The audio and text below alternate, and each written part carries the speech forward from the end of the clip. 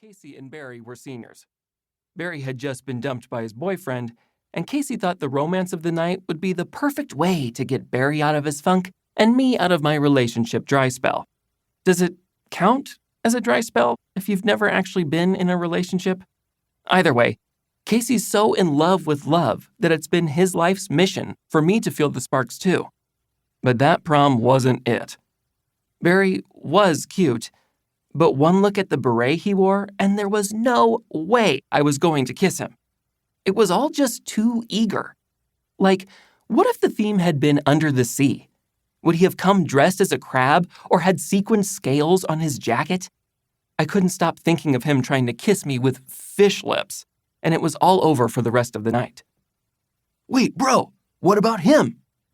Casey nods to a guy whose face is buried deep in his phone, his skin illuminated by the glow of the screen. He seems the right amount of disinterested. But look at that scowl. As if to emphasize my point, the guy scrolls farther into whatever it is he's looking at, and those furrows only get deeper. Grand Canyon level deep. He looks like he has opinions. Casey crosses his arms. You mean like yours, right now? At least I'm commenting on what I'm seeing with my own two eyes. I bet he gives his hot takes on every Reddit thread there is, but doesn't actually do anything.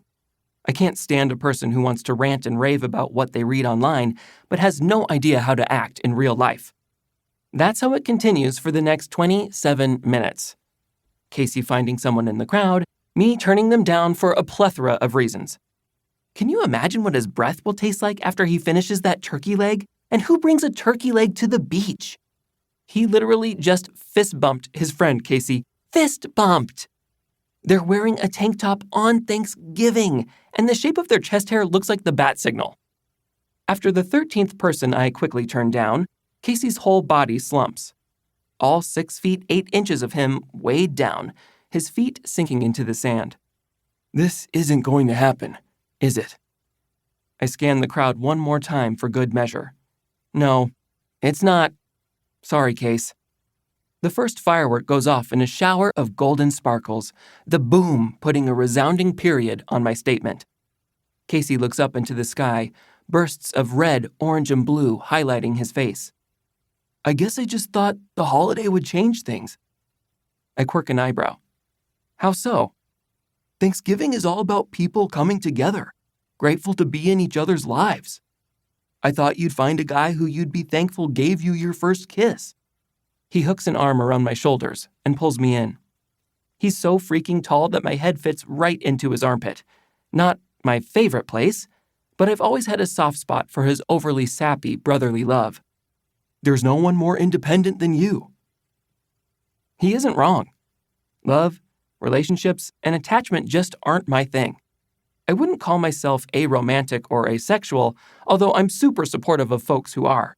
I'll never forget that time in PE sophomore year when I was so attracted to a passing senior, I had to pretend to have explosive diarrhea so I could run back to the locker room before everyone saw the hard-on making its presence known in my swimsuit. I've had crushes on a couple guys too, complete with daydreams of what it would be like to be in a relationship. But anytime those thoughts come barreling unwelcomed into my head, I stamp them right back down. I don't want to kiss anyone, or date anyone, or ever say the dreaded L word. I've been telling myself that so long now that it's pretty easy to find reasons why no one is worth it. Here's the thing.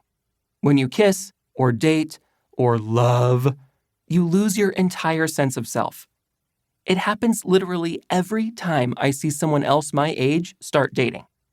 We've all seen those friend fights where one friend dumps the other because they're suddenly coupled up and have no more time to hang out with anyone from their life before they fell in love. It's bad enough when you get super attached to friends, letting your whole identity get wrapped around whether somebody else likes you. But with love, it's that times 1,000. So, I prefer my time alone, basically in all walks of life. I don't do teams, I don't do BFFs. I only do activities I can depend entirely on myself for. SAT tutoring, singles tennis, treasurer of the ASB because I ran totally unopposed. No attachments to anyone or anything, except Dad and Casey.